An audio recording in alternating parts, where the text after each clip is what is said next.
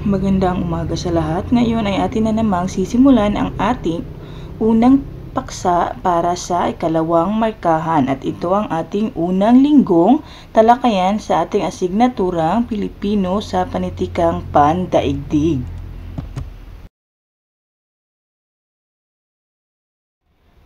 Bago natin tatalakayin ang ating paksa ay babasahin ko muna sa inyo ang mga sumusunod na layunin. So unang layunin ay naipapamalas ang pag-unawa sa mga akdang pampanitikan ng bansang Kanluranin. Ikalawa, naihahambing ng mga mag-aaral ang mitolohiya ng Kanluranin at mitolohiyang Pilipino. At pangatlo, nailalahad ng mga mag-aaral ang paunahing paksa at ideya batay sa napanood o nabasang akda. At ang ikaapat naman o huli ay nakabubuo ng mga sariling sistematikong panunuri sa metolohiyang napanood. So yan ang ating mga layunin para sa ating talakayan. At ang ating tatalakayang paksa ay tungkol sa mitolohiya.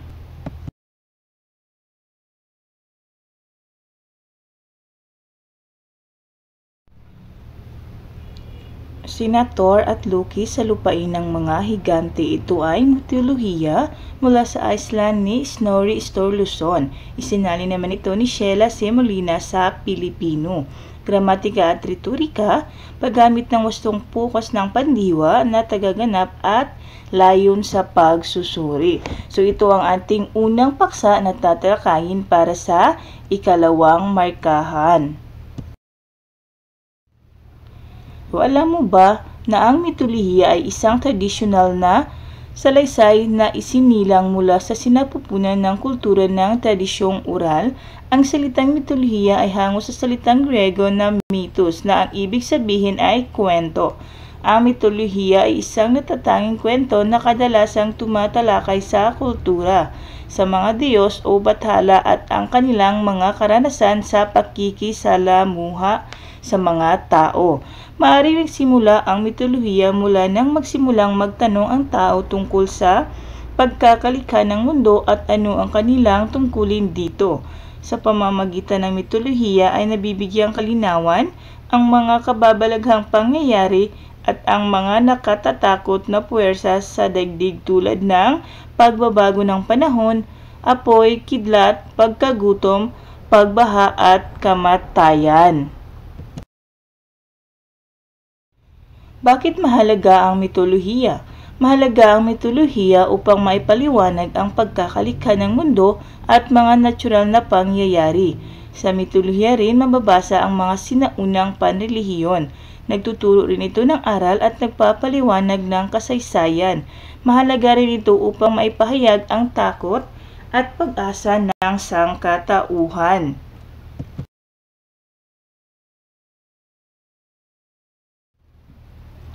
Ano-ano ang elemento ng mitolohiya? So una, tauhan. Ang mga tauhan sa mitolohiya ay mga Diyos o Diyosa na may taglay na kakaibang kapangyarihan. Pangalawa is tagpuan. May kaugnayan ang tagpuan sa kulturang kinabibilangan at sinauna ang panahon.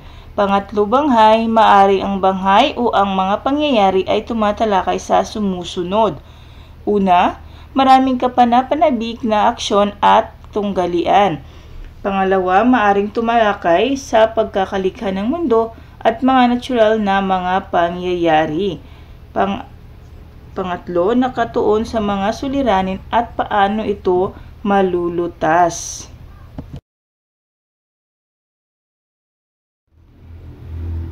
Ikaapat naman, ipinapakita ang ugnayan ng tao at ng mga Diyos at Diyosa. Panglima, tumatalakay sa pagkakalikha ng mundo, pagbabago ng panahon at ang interaksyong nagaganap sa araw, buwan at daigdig. Ang ikaapat naman na elemento ay tema. So maaring ang tema ay ng mitolohiya ay nakatuon sa sumusunod naman. Una, magpaliwanag sa natural na pangyayari. Pangalawa, pinagmula ng buhay sa daigdig. Pangatlo, pag-uugali ng tao. Pang-apat, mga paniniwalang panrelihiyon. Panglima, katangian at kahinaan ng tauhan at ang huli ay mga aral sa buhay. Sina Thor at Loki sa lupain ng mga higante. Sinalin sa Pilipino ni Sheila C. Molina. Ang mga tauhan dito ay Una si Thor, Diyos ng kulog at kidlat, pinakamalakas sa mga Diyos ng Aesir. Ikalawa si Loki, kasama ni Thor sa paglalakbay at may kapilyuhan. Ang higante naman ay si Skymir, naninirahan sa kakahuyan. Utgaro Loki, hari ng mga higante. Lugi, Hugi at Ili kabilang ang sakutan ni Utgaro Loki. Mga tao naman ay si Talfi at Rosva, anak na lalaki at babae ng magsasaka. So ito ay ang buod ng akda o mitolohiya na sina Thor at Loki sa lupain ng mga higante. So babasahin ko ito sa inyo. So napagpasyahan ni Thor at Loki na maglakbay patungo sa Utgaro, lupain ng mga higante, ang kalaban ng mga Diyos. Kinaumagahan, sila ay naglakbay sakay ng kurwahe na hinihila ng 2 kambing. Nang abuti ng gabi sa paglalakbay, nagpahinga sila sa bahay ng isang magsasaka. Kinatay ni Thor ang 2 kambing at inilagay sa malaking kaldero. Iniluto at inihain nito sa hapunan. Inanyayahan ni Thor na sumalo sa kanila sa pagkain ang mag-anak na magsasaka. Ang anak na lalaki ng magsasaka ay nagngangalang Talfi at Rosva naman ang anak na babae. Inutos ni Thor sa magsasaka na paghiwalayin ang buto ng kambing sa balat nito. Ngunit hindi sumunod ang anak na lalaki na si Talfi, sa halip ay kinuha ang bahagi pigi at hinati ito gamit ang kutsilyo. Kinabukasan, nagbihis si Thor, kinuha ang kanyang maso. Itanaas ito at binindahan ang kambing. Tumayo ang mga kambing, ngunit ang isa ay bali ang paa sa likod. Napansin ito ni Thor, nagalit ito ng husto at nanlisik ang kanyang mga mata. Gayon na lamang ang takot ng buong pamilya. Halos magmakaawa sila kay Thor at sinabing handa nilang ibigay ang lahat. Nang makita ni Thor kung gaano katakot sa kanya ang mag-anak, naglubag din ang kanyang kalooban at hininging kapalit ang mga anak nito. Kaya't sina Talfi at Rosva ay naging alipin niya pagkatapos. Ang kanilang paglalakbay ay nagpatuloy patungo sa silangang bahagi ng lupain ng mga higante. Naglakbay sila buong araw at nang abuti ng dilim, humanap sila ng matutuluyan. Doon nila nakita ang malaking pasilyo at nagpasyang manatili roon. Hating gabi na nang gulatin sila ng malakas na lindol. Umuuga ang buong paligid at pakiramdam nila ay nagiba ang kanilang kinatatayuan. Nang siyasatin nila ang paligid ay nakakita sila ng isang silid. Natakot ang mga kasama ni Thor kaya't binunot niya ang kanyang maso at humanda sa pakikipaglaban. Maya-maya pa ay nakarinig sila ng malakas na ungol.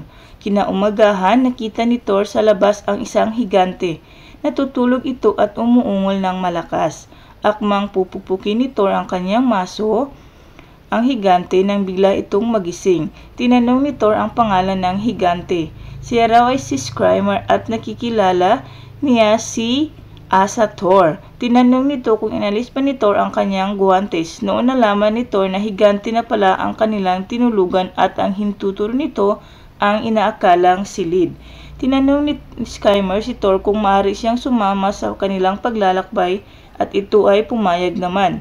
Nang buksan na ni Skymir ang baon niyang bag at humandang kumain ng almusal, wala ang baon ni Thor at ito ay nasa ibang lugar. Napagkasunduan nila na pagsamahin ang kanilang mga baon. Pumayag si Thor kaya't pinagsama ni Skymir ang kanilang mga baon sa isang bag at ibinuhol ito. Sa kanilang paglalakad, nauuna ang higante dahil sa malalaki nitong hakbang. Sila ay nagpahinga sa isang malabay na puno. Napagod ang higante kaya't ito'y nakatulog agad at napakalakas humilik.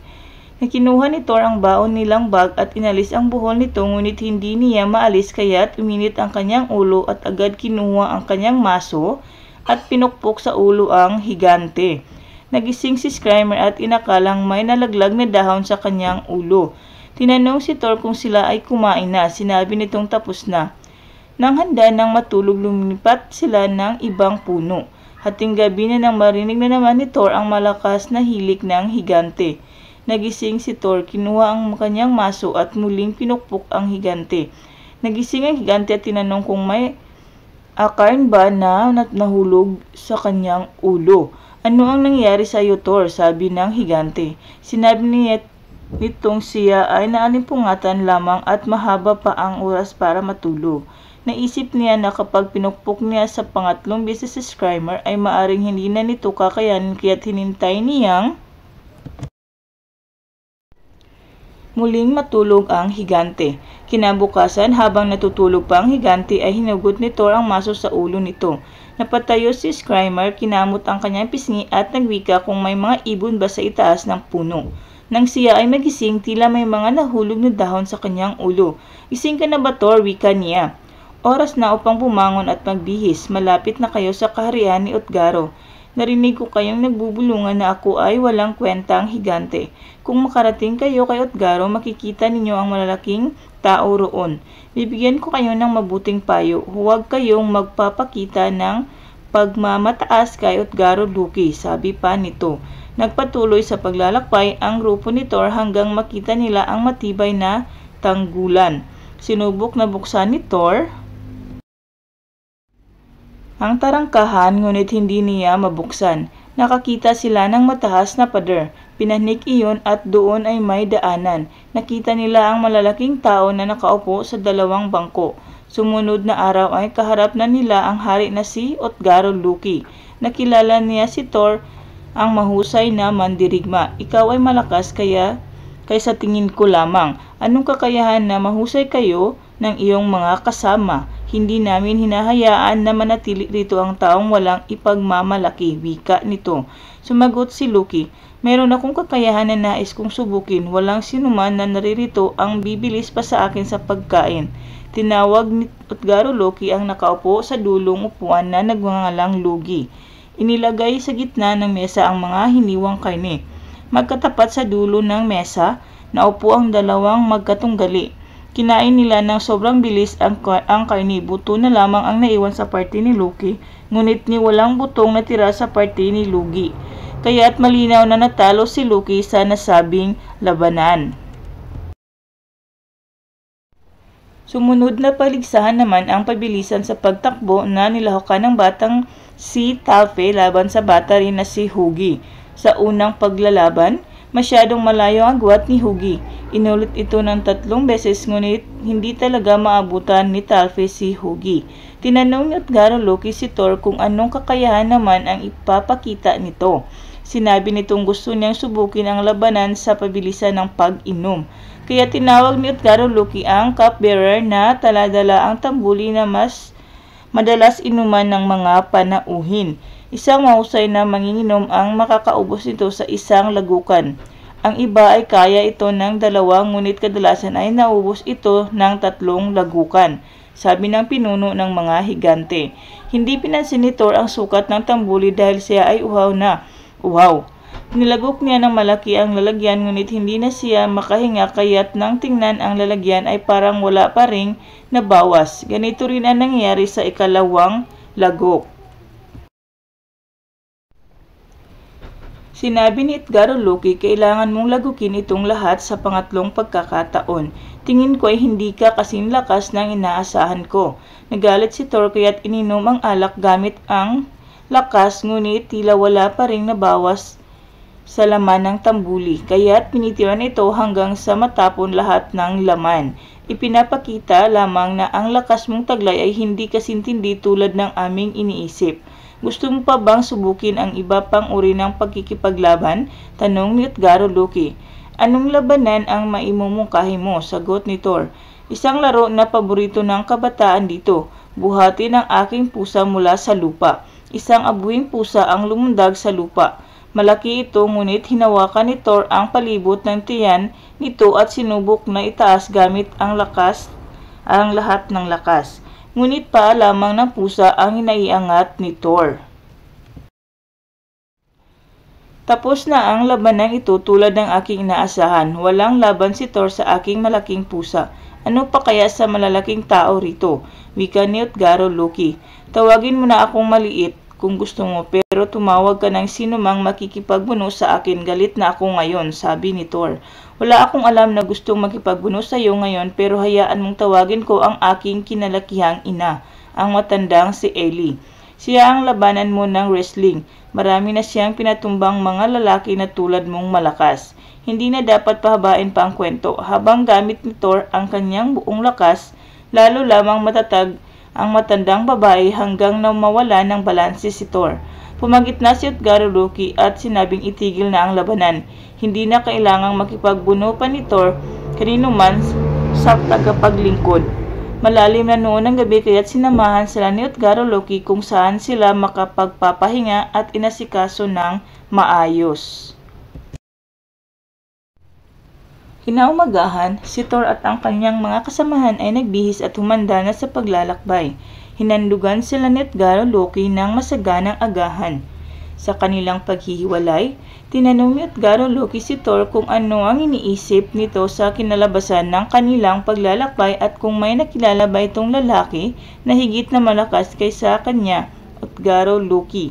Sumagot si Thor na hindi niya may kakailan na nalagay siya sa kahiyan sa kanilang pagtatagpo at marahil iniisip nito na siya ay walang halaga at hindi niya ito gusto. Sinabi ni Utgaro Loki, ngayong palabas ka na sa aking kuta ay ipagtatapat ko sa iyo ang katotohanan. Kung ako ay mabuhay at may kontrol sa mga mangyayari, hindi mo na kailangang bumalik pa ritong muli. Sa aking salita, ni hindi ka makakapasok dito kung alam ko lang kung gaano ka kalakas. Muntik ka nang magdulot ng kapahamakan sa aming lahat. Ngunit nilinlang kita gamit ang aking mahika. Noong una tayong magkita sa kakahuyan, agad kitang nilapitan at nang tangkain mong alisin ang pagkakatali ng bag.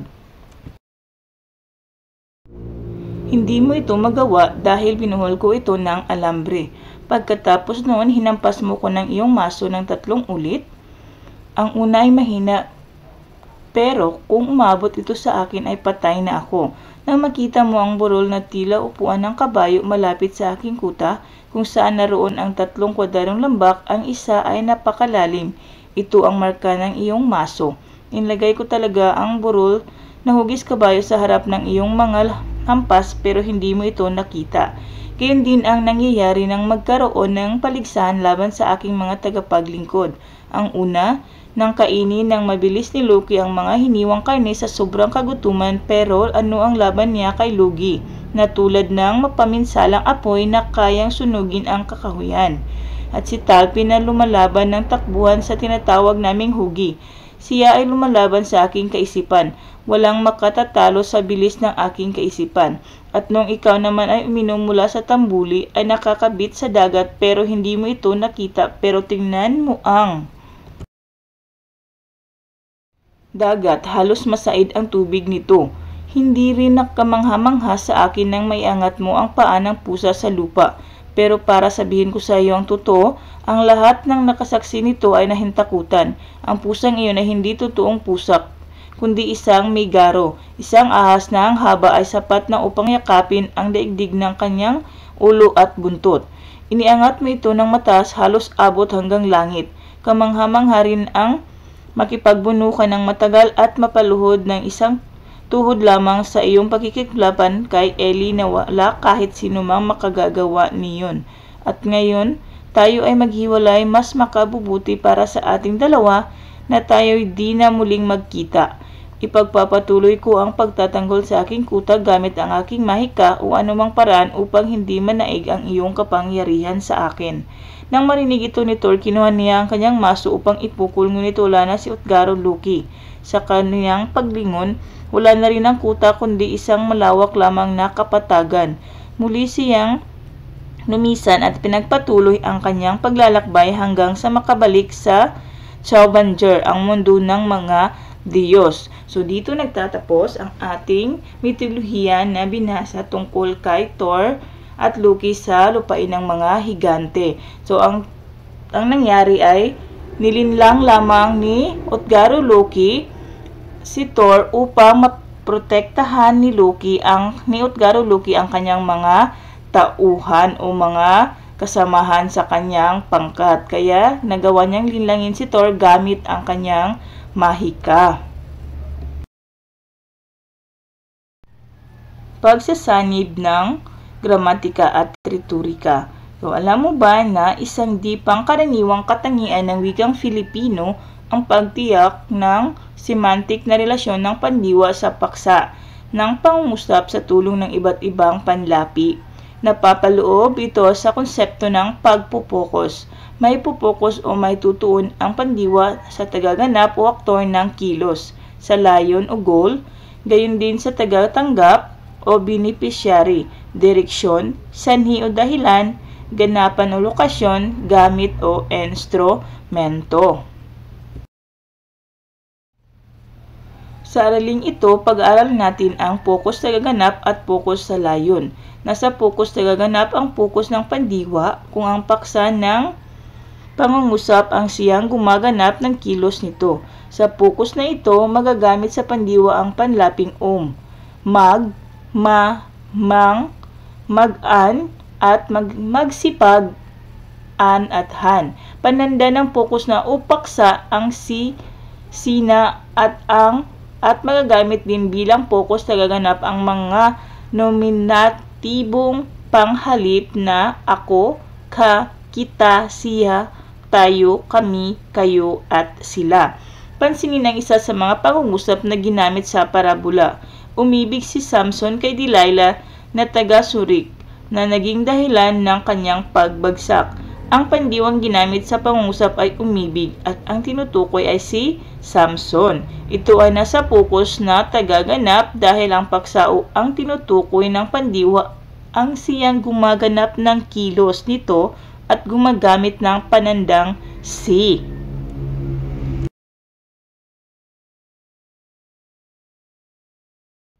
So, iba pang halimbawa. Nagbisitor at kinuha ang kanyang maso. So, ang pandiwa dyan ay nagbihis at ang tagaganap si Thor. So, naglakbay sila buong araw. Ang pandiwa naman ay naglakbay at ang tagaganap ay sila. Napagod ang higante at ito'y nakatulog agad. So, ang pandiwa ay napagod at ang tagaganap ay ang higante. So, ang focus ay nasa layon kung ang pag-uusapan ang siyang layon ng pangungusap. Ginagamit sa panlapi, sa pandiwa ang in, hin, anhan, ma, paki, ipa, at pa. At panandang ang sa paksa o focus. Pansinin naman ang pangungusap na ito. Nais nilang malaman ang sikreto ni Samson. So, sa pangungusap sa itaas, ang ginamit na pandiwa ay malaman na tumutukoy sa ang sikreto na siyang paksa ng pangungusap at makikita rin ang panandang ang. Tunghayan ang iba pang halimbawa. So, una ay isinakay ni Thor sa kanyang karwahe ang kanyang kambing. So, ang pandiwa dyan ay isinakay ni Thor. At ang ikalawa, iniutos ni Thor sa magsasaka na hiwalay ang buto sa balat ng kambing. So, ang pandiwa dyan ay hiwalay o ihiwalay. At ang huli ay kinuha ni Thor ang baon niyang bag at ang pandiwa ay kinuha.